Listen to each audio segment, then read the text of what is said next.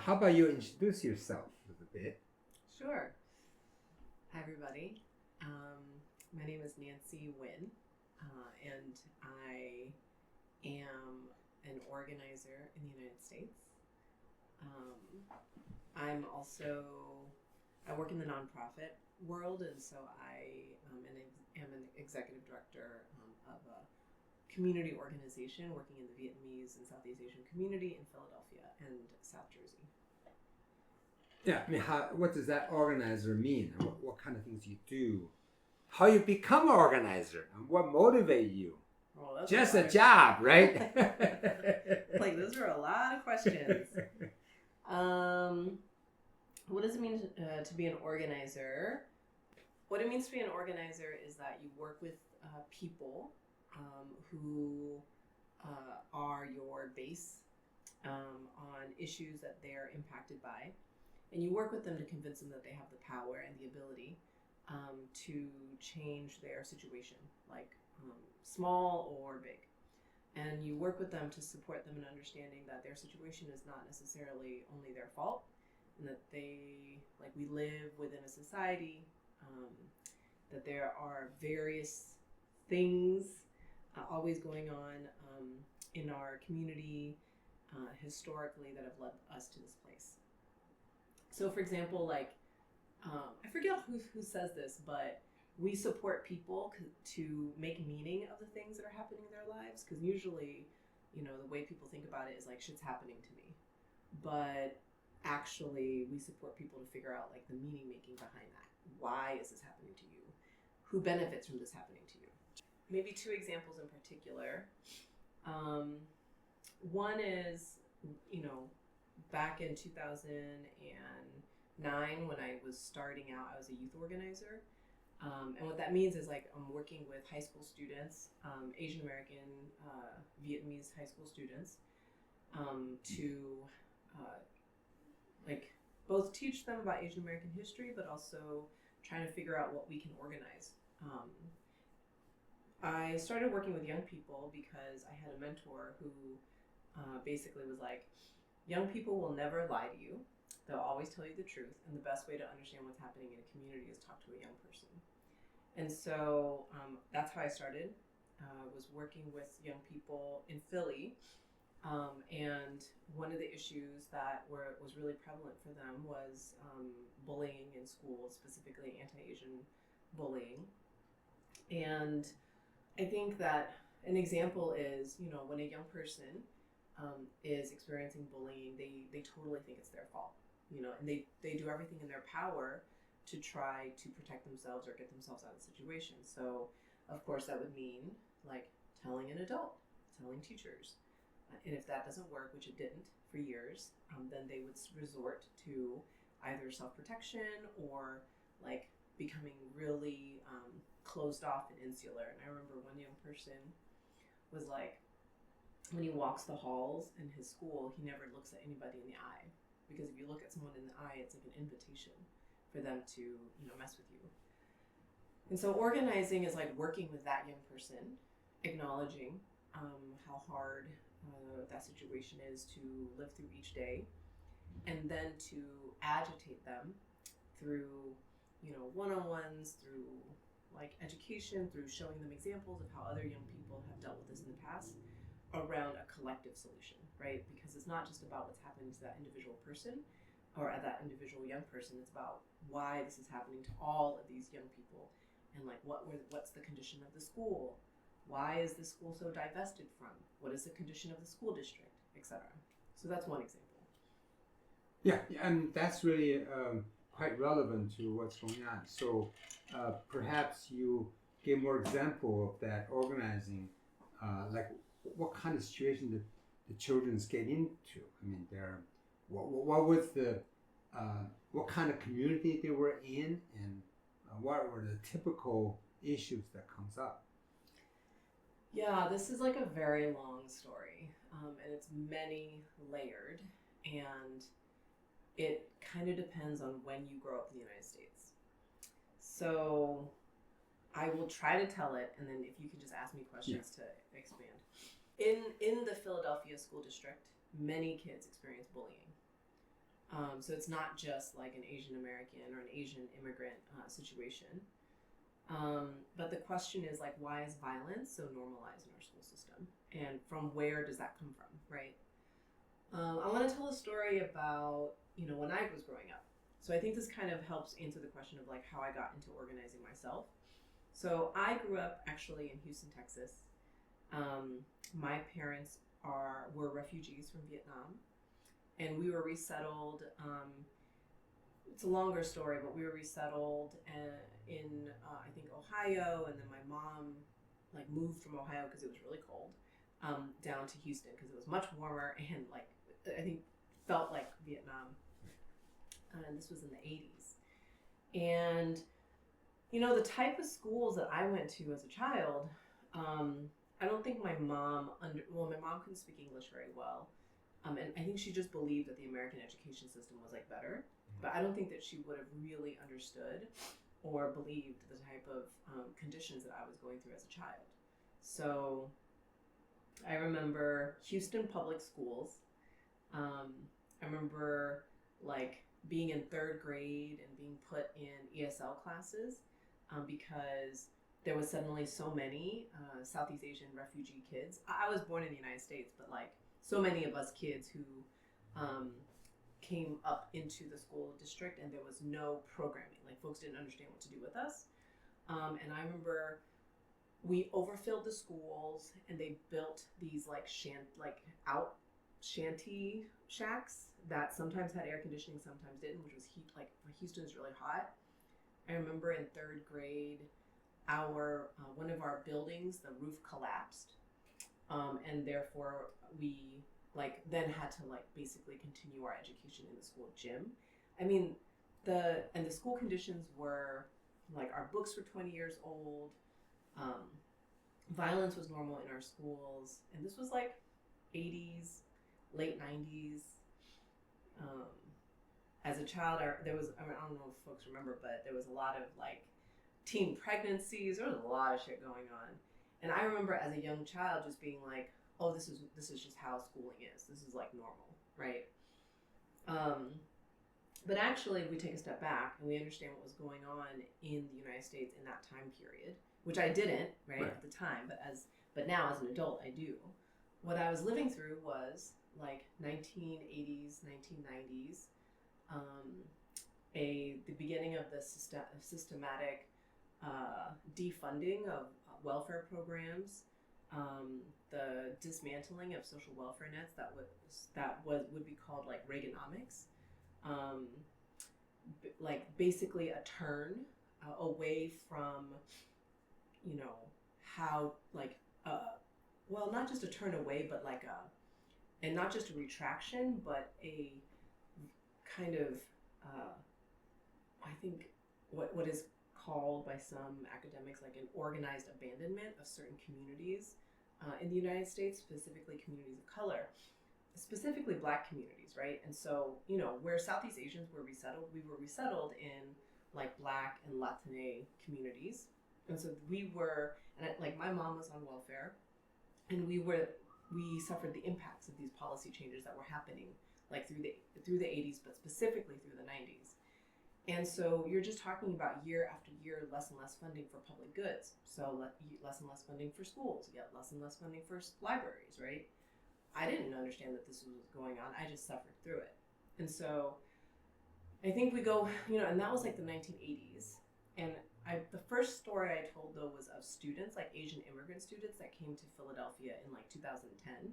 And like, why were they dealing with the same sort of systemic issues that I was dealing with in the 80s?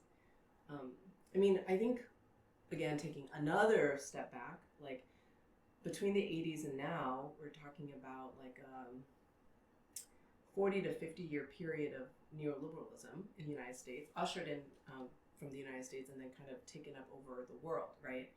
And where austerity, where pulling back from social safety nets, where like free markets were supposed to be this way that kind of like the nature of free markets would lift all boats. But actually we're talking about how that just meant that certain communities were divested from and others were able to maintain and hoard wealth, right? So that's why in the 80s and in the 90s, I was dealing with the conditions that I was in public schools. And then now in the 2000, let's say, 10s, these students were dealing with the same ones still. Books that were 20 to 30 years old, schools that don't have adequate like infrastructure, like HVACs and ACs not working, schools having to be let out early when it's too cold or too hot, ultimately impacting, poor Black and brown students. And so these are not different systems, they're different points in history, but like they're the result of the same sort of political and economic logic. I think the other thing about why organizing and why like raising people's awareness around this history is it's just shit happens, right? Like I have a shit book that's 20 years old because I guess that's what I deserve. If you don't see anything different, if someone isn't talking to you about like why this is, then you really internalize that in terms of your self-worth and self-value.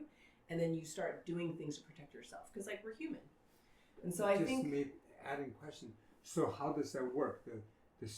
You're giving books in school for free, but the books are 20 years old. Is that what the textbook? You don't buy your own textbook? Yeah, K to 12, you don't buy your own textbooks. Uh-huh. You're given, like, you check them out at the beginning of the year and then you return them. Okay. But, a school district should replenish books, should you would hope, invest in new curriculum. Mm-hmm. And, back then they didn't. And I'm not saying, again, this is for every single school district across the United States. And I'm also not saying that this is, I think like what poor Black and brown students deal with versus wealthier school districts is different. Right. And that's, the situation in the United States. It's not, we've normalized that. Right. It's not fair, which is why, right, in the United States, depending on what zip code, or like in Philadelphia, depending on what zip code you're born in, that basically determines your life length, right? So you could basically live 20 years less depending on what zip code that you were born in, which is wild. That's like a life lottery. Mm-hmm. But, please ask me questions to help me focus. No, fine. You're doing great. Yeah. But I think the second story, right, in terms of like, the first story is like working with young people to help them understand their situation. Yeah, but that story has not over. You got to go into more about that story. Like, what made you to start do that work?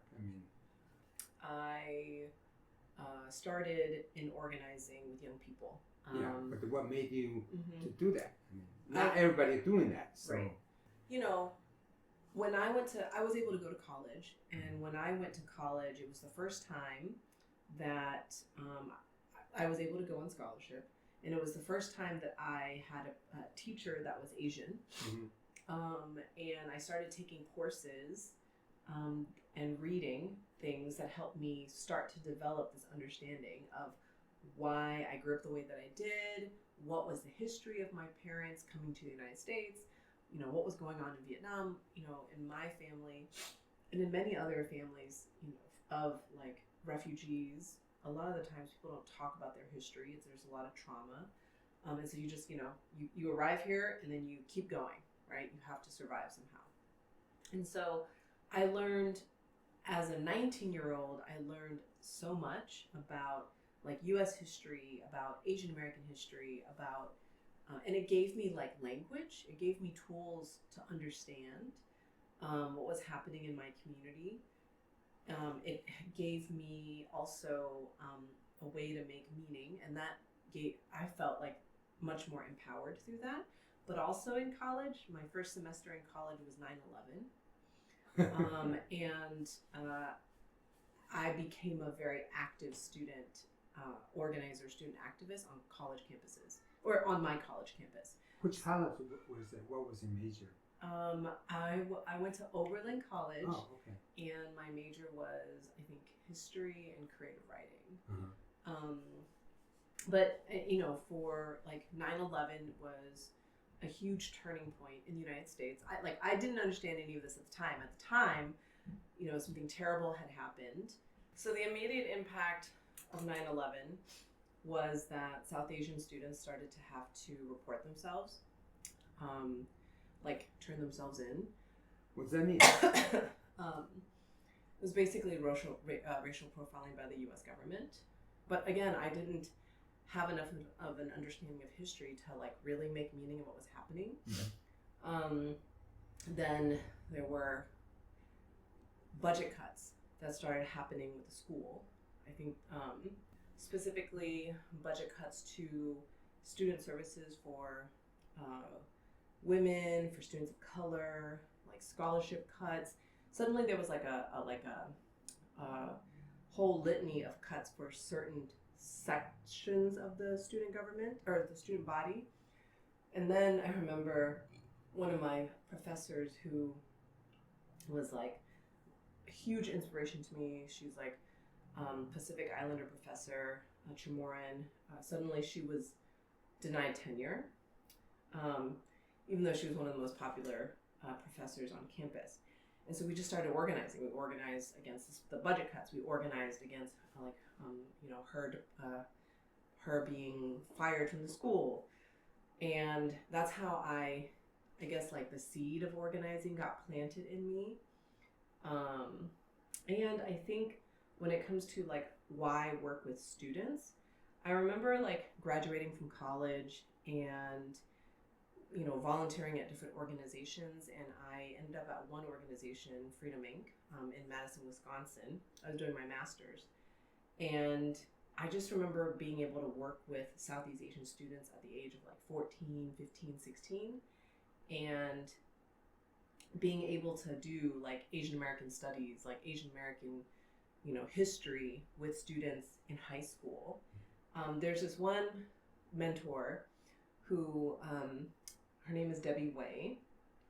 She is a long-term like teacher, organizer, activist, like movement elder in Philadelphia.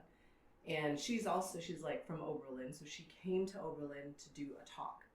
And she said something like, Asian American studies does not belong to higher education. You could have it in K-12 schools. And something clicked in me of like, oh my goodness, what if I knew these things at an earlier age? Mm-hmm. And so I think that's what really catalyzed a passion for me of like working with young people. Mm-hmm. And so when I came to Philly, it was one of the first things I did, which was start working with young people, specifically Vietnamese and Southeast Asian kids, to start asking these questions of like, A, what's going on in your community? What are you worried about? And B, like, do you know your own history in this country? Yeah, so then how do you organize? I mean, how do you organize? Yeah, how do you do it? I mean, you talk about saying organizing, but for people who never did it, doesn't know what that means, and I think in some ways it is true. There's like both an art and a science to organizing, and also it's as normal and accessible and natural as things go to us as humans. So I don't want to like talk about it in this like theoretical sense that makes it feel like really it's like getting people together that are pissed off about something around a coffee table or a kitchen table and being like, oh my God, I'm so pissed off about this thing, and then coming up with a plan together about what we want to do about it. Mm-hmm. And so, and of course, depending on the thing like literally that's organizing. My thing is you just need more than 3 people and you need a goal and a target. Mm-hmm. I think. How do you define the goal and a target?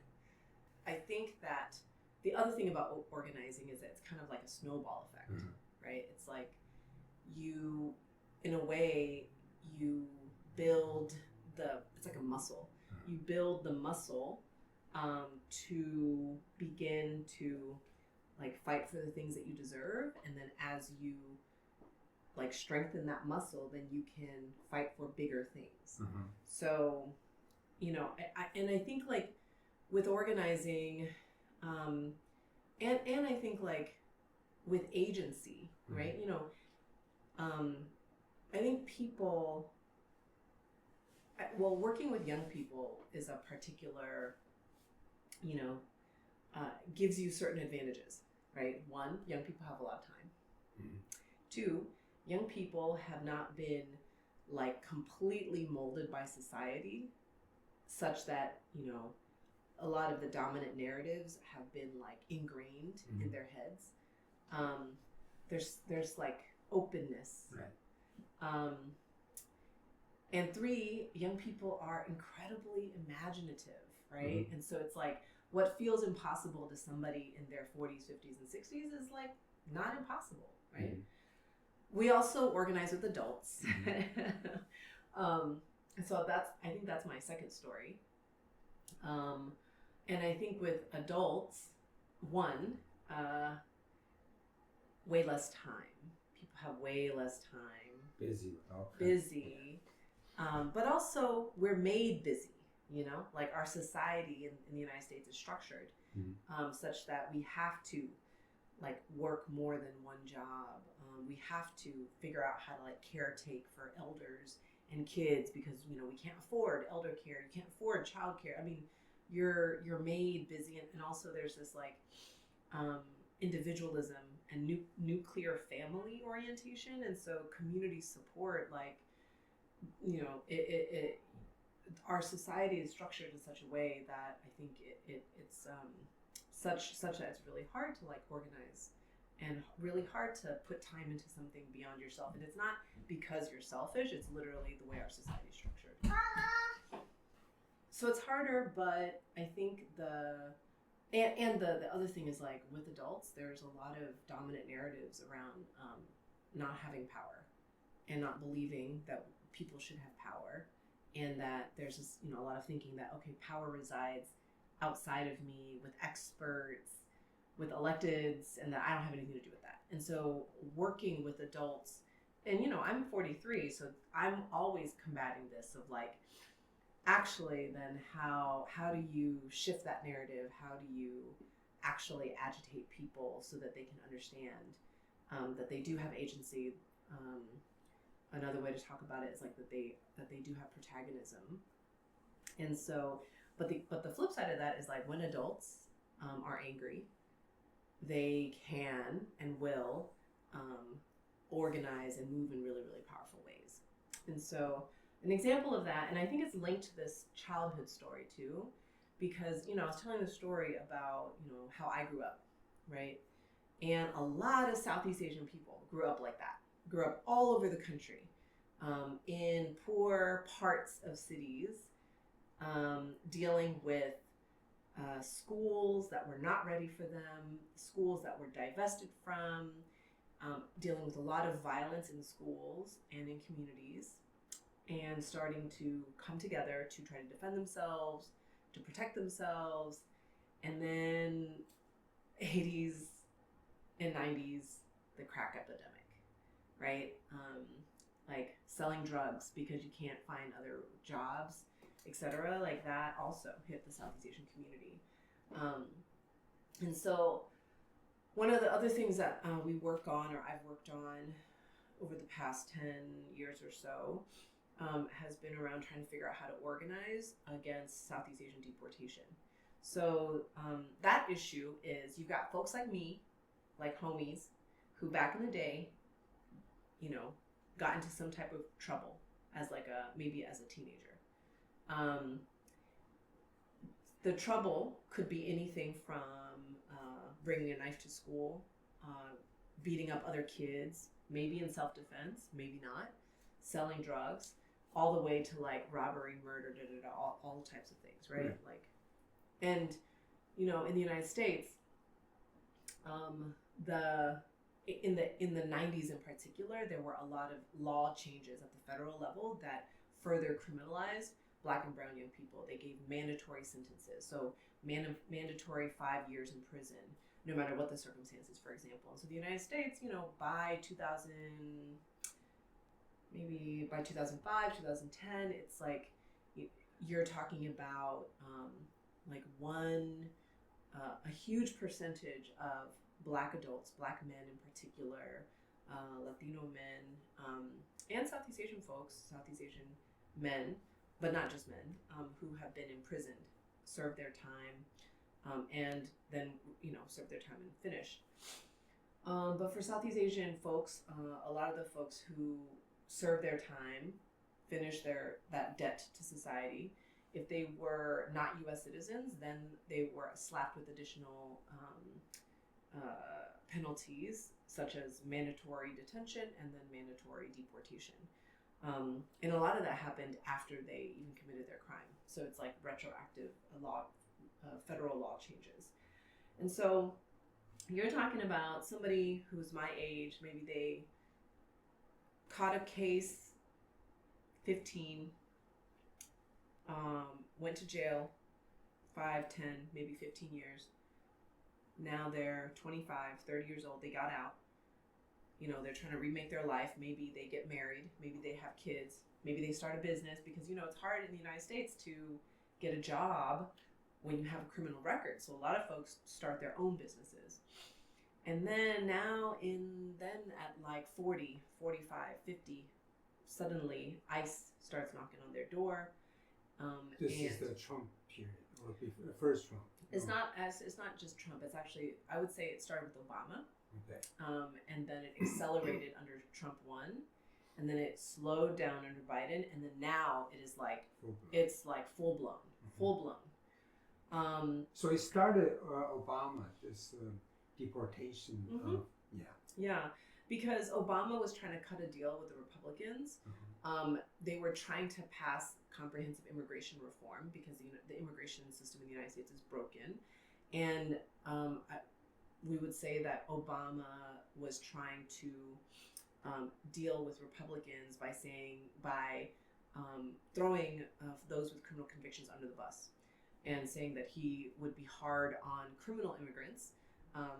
And what that meant is, well, who are criminal immigrants? It's these immigrants who did commit crimes back in the day, and now ICE was looking for them. And so I would say, you know, this didn't start under Obama, but it escalated under Obama. He started building the ICE infrastructure that would then be, you know, revamped, and now the ICE budget is like larger than military budgets of most countries around the world, which is quite disgusting. So all of that to say is that a lot of the folks that we organize with are also adults, folks that are my age or older, who like have served time, may have kids, have turned their lives around, and are now facing ICE detention and deportation. How do you struggle against it? I think that's the question of our day. And this is what I mean by, like, how do you support people? Not that I have answers, not that we have answers, but I think that if we just look at the case of the Southeast Asian, let's say the Southeast Asian uncle, who is a business owner and who now faces deportation, and we look at all of the reasons why his life is the way it is. Like, number one, why is he facing deportation even though he already served his time? Why did he commit his crime? What were the circumstances of that? Okay, why was he even in the United States in the first place? What brought Southeast Asian folks to the U.S.? I think this is why it's really important for us to take that step back, because if we didn't, all we would think about is individual cases. Yeah. And that is isolation of everything else. Right. And that's not power, right? But that's kind of, I think, where folks start. They start with like their personal problem. But if we can pull back and we can say, well, let's look at what are all of the laws that entangled you and your family. Let's actually look at all of the laws and the policies that not only entangle you and your family, but actually our community. Actually, let's look at all of the systems, from the criminal legal system to the immigration system to the U.S. military system, and the impacts of these systems on communities of color, not just here, but internationally. You know, what do we begin to see, not just about this one person, but also about the other communities that are facing very similar things, right? And then you start talking about a movement. I think your question, though, on like the other thing about why it's important to step back is because then you want to look at ICE, right? ICE as an institution only started in 9/11, right after 2001. And I think this is also, something that is a little wild to think about, but like Homeland Security did not exist before 9/11. After the United States was attacked, this like immigration was put under Homeland Security, and immigration before that was thought of as like an economic right part of the United States, but now it's put under this sort of frame of like security, so economic security, but also like national security. Not only is ICE barely 25 years old, but under Trump 2.0, right, it is now becoming a force that's doing what? So again, if we're only looking at Southeast Asian people, we're thinking about that. But if we take a step back and we're looking at how ICE is targeting like those who have political views that are different from this administration, like the Palestinian movement leaders, right? Or how ICE is now deporting, like who is ICE deporting, right? Definitely not just with those with criminal convictions. ICE and the Trump administration is also creating undocumented people. So the folks who have been in the United States with documents, they're revoking those documents. They're creating the crisis of undocumentation, and they're attempting to deport those folks. And because of how quickly and how large the system is getting, U.S. citizens are being deported accidentally, but really.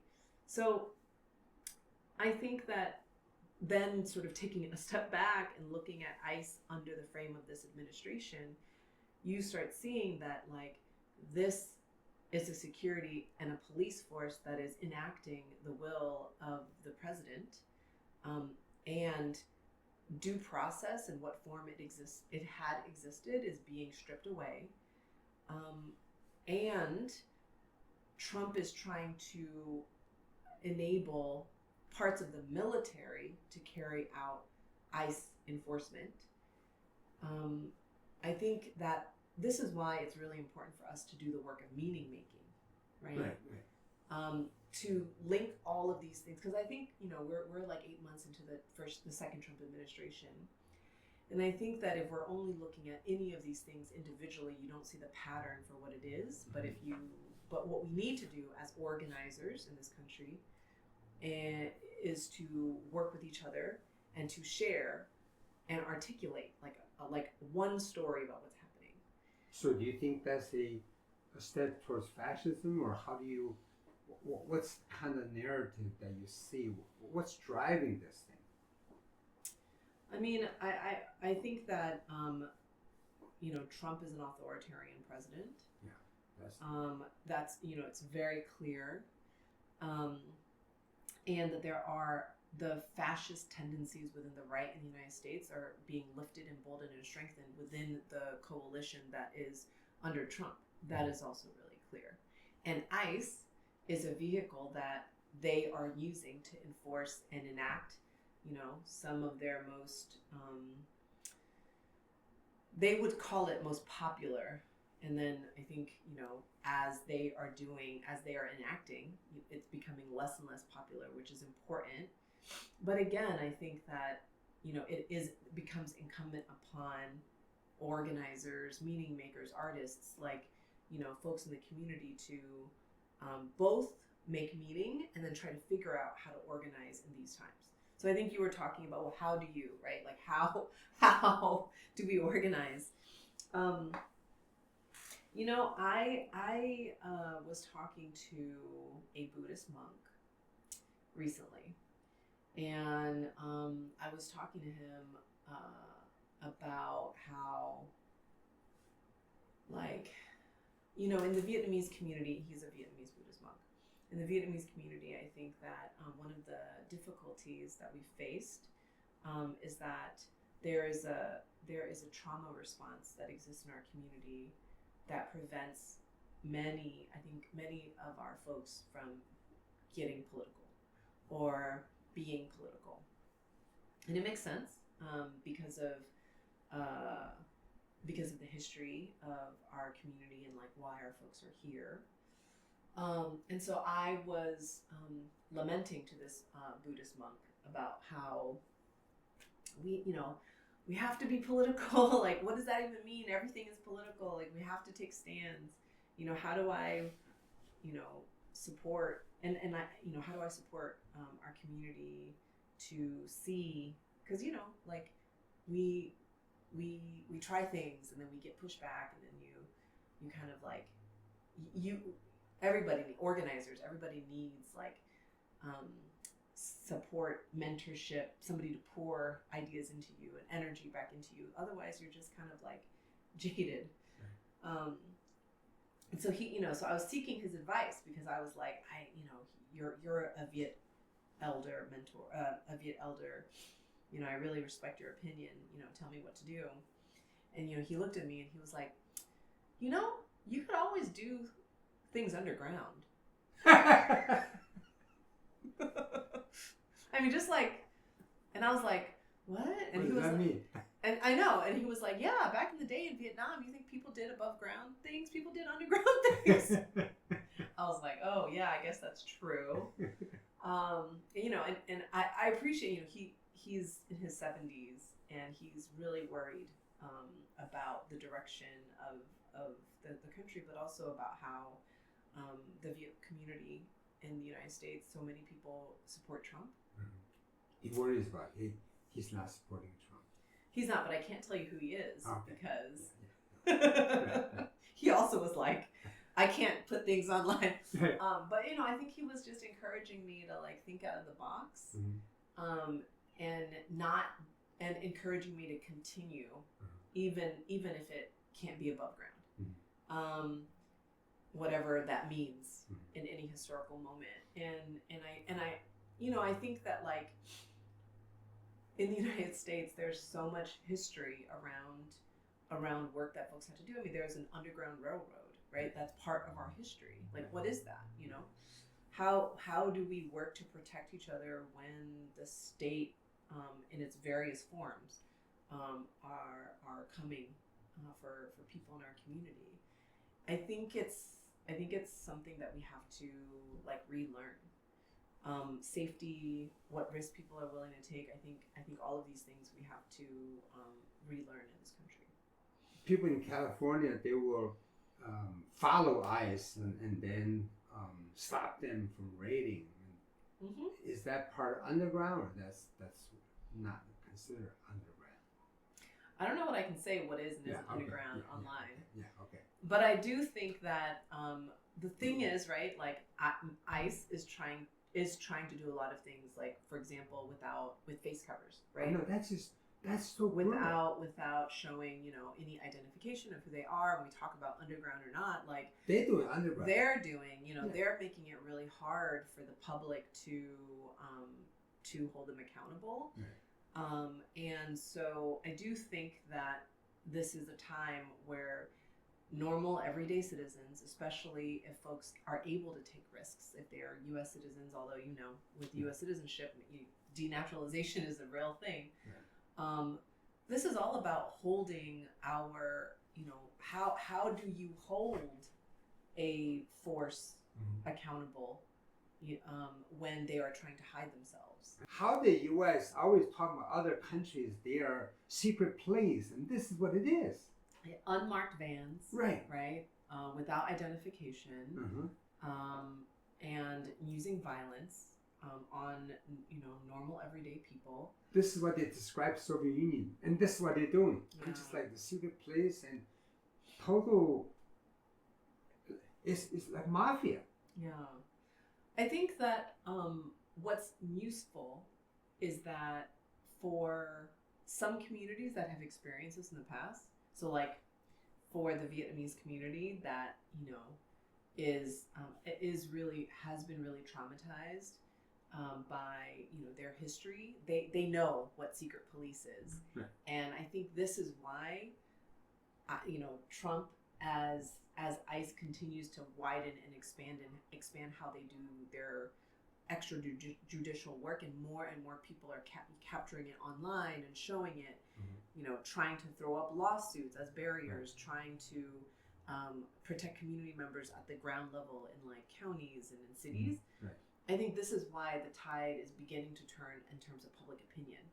But I think we need more of it. The more people rather than less people, right? We need to support each other, not to be in isolation. Right. And I think that's that's going to be the work of the next 3 years. But then, why would, one thing I'm puzzled is why would business community like Wall Street and Main Street and all these corporations, quite often they need these immigrant cheap labor. And why would they support Trump doing that? I feel like I don't think that the economic impact, so I'm not an economist, but I don't think that the economic impact of removing certain layers of labor, low wage labor or no wage labor, has yet outweighed the tax breaks, and also, the United States just passed that terrible bill. This what Trump is calling it. I don't want to call it that because it's terrible. Terrible. But it is the largest transfer of wealth in U.S. history. That just happened. $1.1 trillion. So, yes, why? I don't think that there's going to be a decoupling until the United States actually, the economy actually moves into a recession, until inflation is impacting, everyday people's lives. I don't think the spell is going to break in that way economically until that happens. I don't want to wish a recession on us, but he's pushing it. He's pushing it, yeah. But again, I'm not an economist. You tell me. I think what we're worried about is with that bill, it's not just the transfer of wealth was not just tax breaks for the ultra rich and corporations, but also on the backs of ending food stamps and SNAP benefits and Medicaid and shrinking healthcare accessibility. And who is that impacting? It's our communities. Vietnamese people are using those, not just Viet people, but people of color. Philadelphia as a whole is is considered one of the poorest big cities in the United States. Those impacts. But again, if organizers are not working together to make meaning, then people are just like, oh shit, I can't, my EPT card doesn't work anymore. Ah shit, I just got kicked off Obamacare. I don't know what to do now, right? So I think it's really important to, and not just me, that's the work of organizers and organizations in this country. The work is to support everyday working people to make meaning of what's happening. When I was a kid, there were no organizations like ours for the Southeast Asian community, right? Viet Lead, our organization, is 9 years old. Our community has been in the United States 50 years, right? And so we have a lot of learning to do in terms of how to build the types of organizations to organize our people. We have to learn that from, our Black and brown leaders and organizers and activists and movement leaders that have been here before us. For example, the school violence tend to be Blacks, Browns, and the Asians fighting each other. How do you overcome that? How do you address that? How do you, you say you did some youth organizing. Was that part of that thing that you organized on? Yeah, that was 10 years ago. How do you overcome it? Well, what would be really helpful is if these kids got what they deserved in schools. Imagine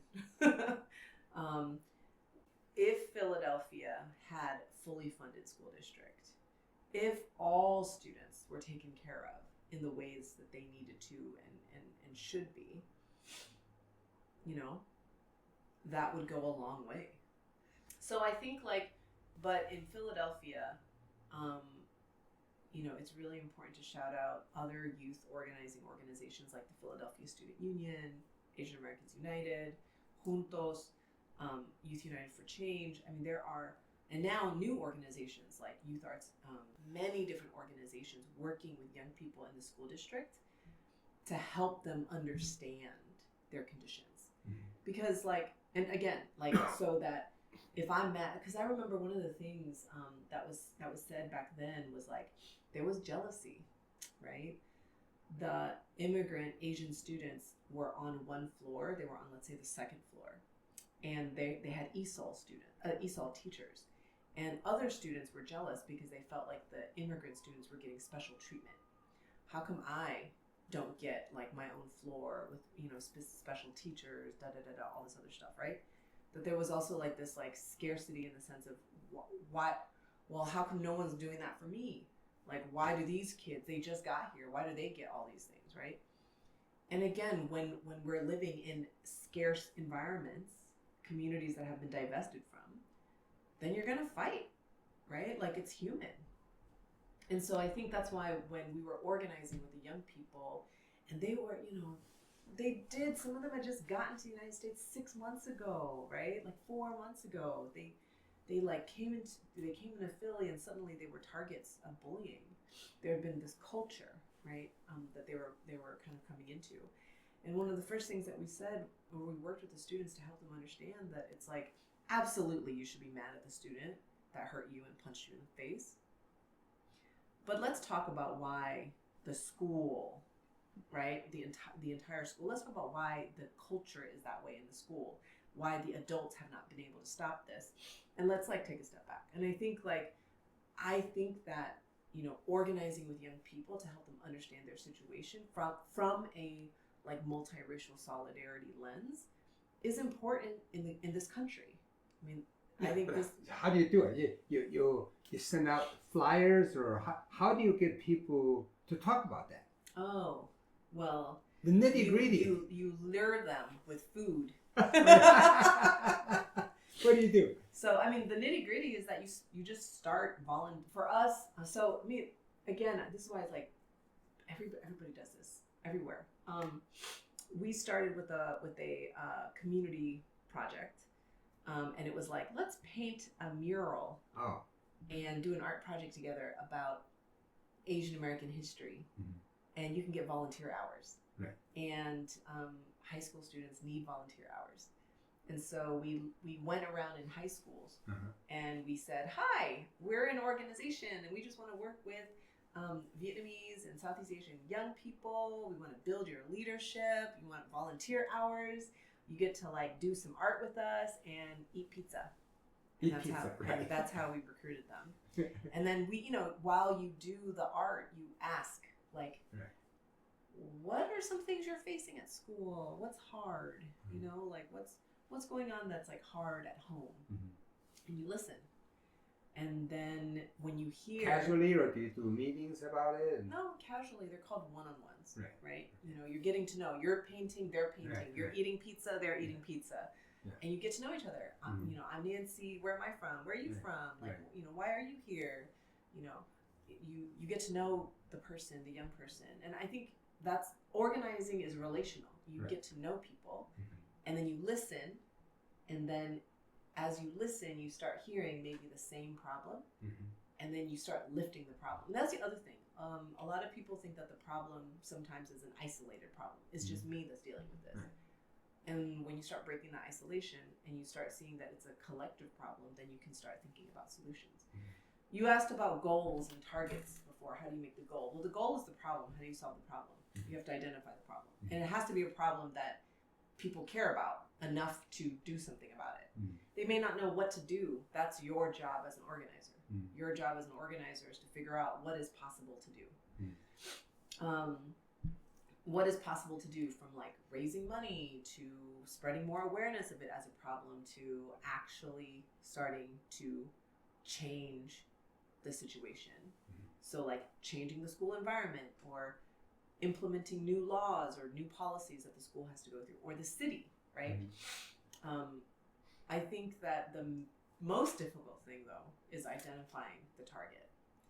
The most difficult thing, I think, is trying to understand who is the person or the group of people or the institutions that have the power to change the situation, and then to build enough power to convince that institution to do what you want to do, to convince those people to do what you want to do. That ultimately is organizing. Won't they fight back too? I mean, the institution doesn't just lay back and then you roll over. Oh, exactly. It depends on the institution, right? So, like, again, you know, with the young people, we were targeting the school district of Philadelphia because it wasn't just about this one school. It was about that students in all schools in Philly were experiencing this. So what can the school district do to tend to this problem system-wide, right?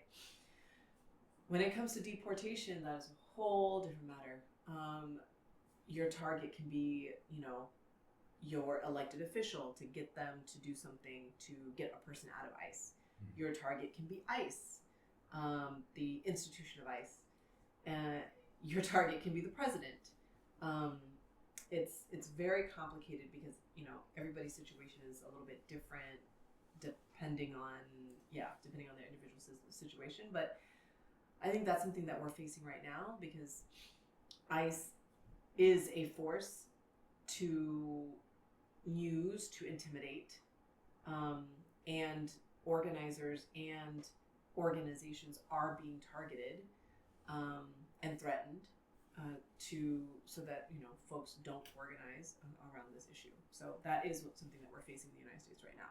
Whether it's they're changing the laws so that organizers are seen as harboring fugitives, right, which is jail time, to you know, now resisting ICE arrest. So if you know, in the past, you can, like, people have like tried to lock arms and tried to block, right? Now, if you touch an ICE officer, that can be seen as like aggravated assault and federal level charge.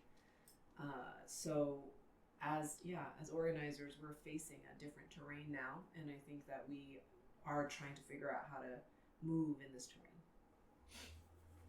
I see. So with how do you get people together? With young people, I think, like I said, it's easier to get people together because you can start a social club. You can just start a club, right? With young people, they're seeking places to belong. Right. I think that that what we do as organizers, though, is after you are talking with them one-on-one, we used to meet with our young people twice a week. And one meeting was considered like the community project, whatever the community project was. And then the other meeting was what we called their political education. So we would provide like support to help them understand, like, it could be their history, or it could be what's going on in Philadelphia that they should be thinking about that's influencing or impacting their schools. Again, what we call political education. And so I think that is also, you know, part of curriculum building, to help the young person start to name things like, in the United States, like racism, start to name things like sexism, start to name things like capitalism, white supremacy, patriarchy. Like, these are all theoretical words, but it's like, how do they understand what's going on in their lives as part of these systems? And then you start talking about, well, how do we start dismantling the system? I think with adults, I always think about this in terms of like honey. Like, what's the honey that's going to bring people in? And a lot of the times it's direct services. What that means is, you know, for folks facing deportation, for example, they need access to lawyers. So a lot of times, lawyers to like look at their case and see, okay, what's possible for you, what's not possible. And so we do legal clinics that like bring together folks that are facing this issue, and then at the legal clinic, you know, they can have their cases looked at, and then we talk about, you know, Viet Lead has been trying to work with community to change the laws, because ultimately your situation isn't going to change unless the law changes in the United States. This is what we're working on. What can you join us? So that's like the honey. That's what brings them in. But then what keeps them is like relationship building and projects that we do together, and campaigns. Campaigns meaning folks that are detained by ICE. Like, what can we do collectively to support that family to try to get this person out? I think the question is, though, these fights are long-term fights. right? You're talking about a year, 2 years, 5 years, 10 years. Like some of the fights that we are in are decade-long fights because it will take that much time to bring enough people together and to bring enough organizations together to build enough power to change what it is that we want to change. Be like, let's say it's like a city policy, even if it's like a neighborhood thing, but especially if it's like a city policy, you have to work on that over time, and it takes a lot of different tactics, a lot of different strategies to be able to do that. So and I think that's also the difference between your, let's say, 10-year strategy and all the tactics, all the steps it takes to work with people, build coalitions to achieve, your ultimate goal. I know all of this is abstract, but an example is, we were working with folks facing deportations, and it's not like in this organization we started in 2017, but before that people were working on this situation since 2001. So from 2001 until 2016, like let's say for 15 years, a lot of the way people fought against deportation is to talk about individual cases. Like a person, you do a petition to get them out, you get them a lawyer, you talk to all of their electeds, talk to them about how this person has changed. This person is an amazing person. They're a father. They're a business owner. Like, don't let them get deported. And that's how you built. But individual campaigns ultimately take a lot of energy, take a lot of time, and then they don't change the situation. Right. And so over time, Band-Aids. Right. And so over time, we started to try to think about policy changes. And so, like in the first Trump administration, because federally you couldn't do anything, and so folks started looking at the state level. So what are state level solutions? Can you change criminal laws? Can you do pardons? Can you do mass pardons? Like, could you pardon a whole class of people? And so those were some of the policy changes that folks were starting to work on. And then after Trump won, it was Biden and then Viet Lead with about 13 other Southeast Asian organizations around the country in different states who have been working on deportation for like 10 years or so, started to come together to be like, okay, we need a federal level change. What could that look like? And so with impacted people, our base members who've been working with us, right, we started to draft a new law that would effectively end Southeast Asian deportation. It's called the Southeast Asian Deportation Relief Act. And then started to try to work on that at the federal level. But that is a 10-year strategy. You can write it, but to be able to pass it is a completely different thing. And then that takes getting different people elected, et cetera, et cetera, et cetera. So I think that organizing can happen at different scales. It can happen within your school. It can happen within your neighborhood, right? And you can focus on the things that are in your school. You can focus on the things that are happening in your neighborhood, in your city. And that's what I said about the muscle. As you focus and as you start, maybe you lose some, maybe you win some, and then you start to understand the system more, you start to understand who is behind the system, who are these people who, then I think the appetite for organizing, we've seen it grows, because then like with our young people, with our communities, people start just asking more questions about like, why are things the way they are, and I deserve more than I have. And then, you start having to build outside of your community because you can't win anything alone. And then you have to figure out how to build solidarity. How do you do it? One, I think that it's really important to understand histories beyond yourself. I know a lot of this conversation was about how I learned about like Asian American history, and that was really empowering for me. But before I learned about Asian American history, I learned about like Black Power movements. I learned about the Chicano movement. I learned about like Native American movements, and in the United States, because it is a particular type of society where the narrative is like America is this exceptional country, but really like colonized. Yes, it's a settler colonized country where people had to fight for their rights. Specifically women, Black people, and so we have to learn about each other's histories. That's the first thing. We have to share each other's histories, and it's like each community's responsibility to like learn, and then we have to break bread. You have to eat.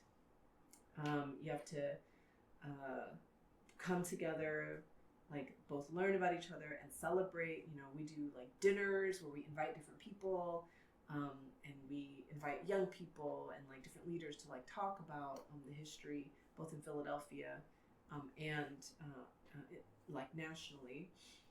But I think what builds solidarity is that you fight for each other. You have to support other communities' struggle. So we have any examples of that? That's what I mean by you have to fight for each other. I think that when the solidarity is most built when folks are fighting for each other's struggles. When we are fighting around Southeast Asian deportation, it's not just Southeast Asian people that are showing up. It's folks in the Black community, folks in the Latinx community, because they understand that the system, for example, of mass incarceration, the carceral system in the United States has mostly impacted the Black community. Right. And they've been organizing to try to right that systemic wrong, and we are organizing with them to support that cause as well. Like you said, we cannot just support your own cause. Right. You really, the way we have to understand the way the system impacts each of our communities maybe differently, but that if we want systemic change, we need to be building with other communities. And I think it's hard, first of all, I speak English, and I think it's hard to figure out how to build solidarity when folks speak all different types of languages. Language barrier. Yeah. You have to work slower, and you have to build relationships more, and you have to really build on like bringing people together a lot more.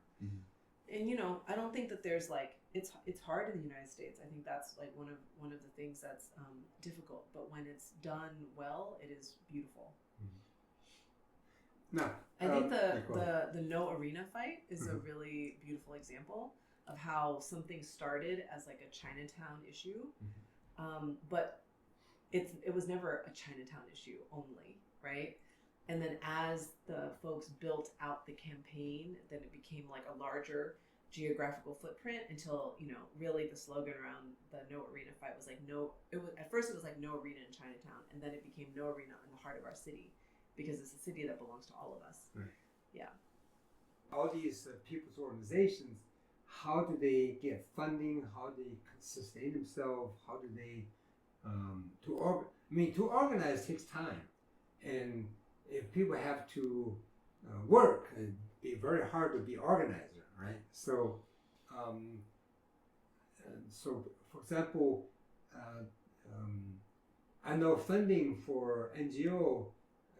A lot of time, my understanding, come from different grants and also fundraising. It takes a lot of time. Now, why would these grants given to NGO, and what was the motivation behind these foundations that gives these things, and how that empower or limiting the people's agency in struggle? Well, this is a very big conversation. The history of people's movements in the United States, it was never totally funded like it is today. Even today, it's not totally funded. But I would say the work of being an organizer, you can be a paid organizer today in a way that you probably couldn't 50 years ago in the United States. in a way that 100 years ago, like, or an organizer is not a paid position. But it is today.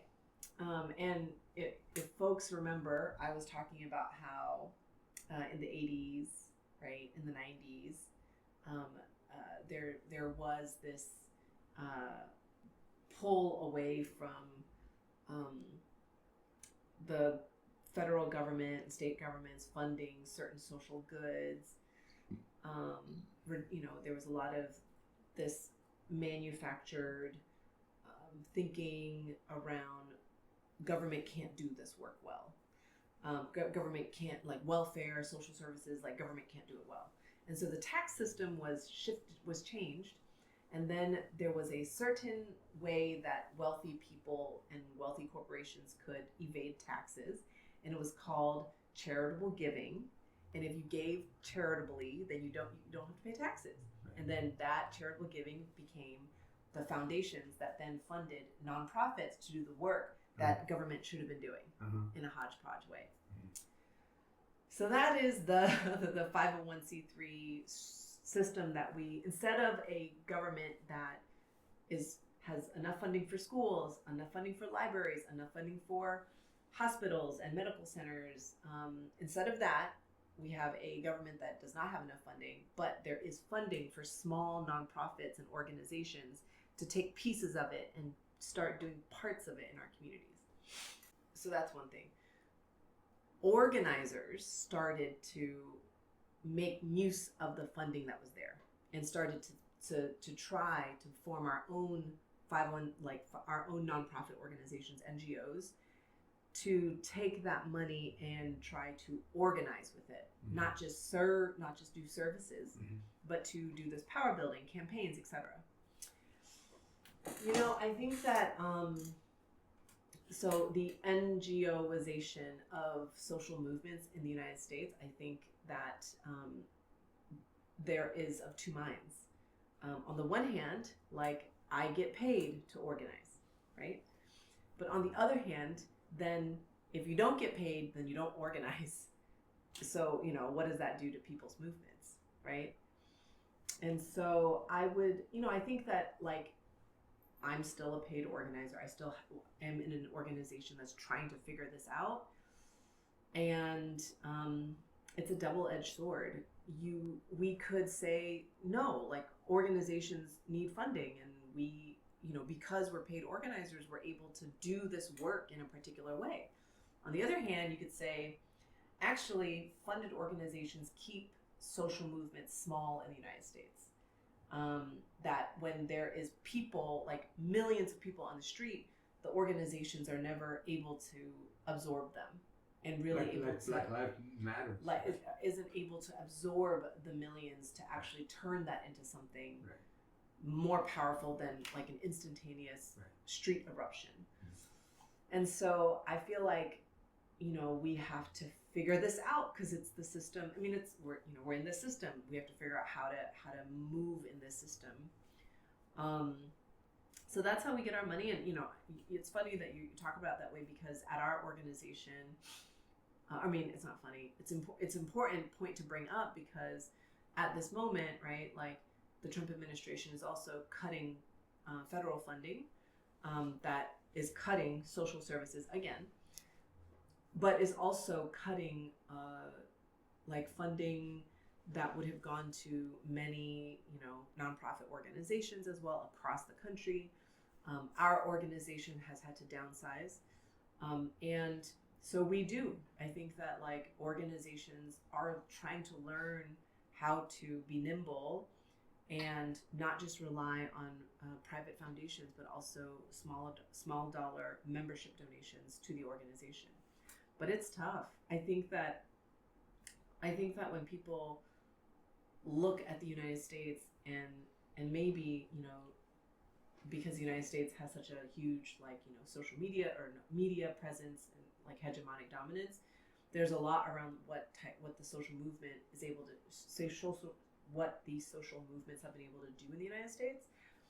But, we in the social movement left in the United States look at other countries and are envious of the type of, like, people-powered organizations that they have. Like, we look at India, Venezuela, well, Brazil, parts of Venezuela. We look at Vietnam and we're like, wow, this is interesting. You have people's movement or people's organizations in the millions, and the United States doesn't have that. So I think we're trying to figure it out. And I'm a lowly cog in the machine. Yeah, for example, the civil rights movement, there were no funding for that, were there? I mean, we can't say that there was zero funding. Yeah, right. Hardly. But I think that, again, to be paid full time to be an organizer was not a thing, you know? Yeah. You organized, you were a factory worker, and you're an organizer. You're a nurse, and you're an organizer. You're a teacher, and you're an organizer. It was not a paid profession. And so, you know, like even organizations now in the United States, you know, organizations in the U.S. struggle to have members in the thousands. Right. They struggle to have members in the hundreds.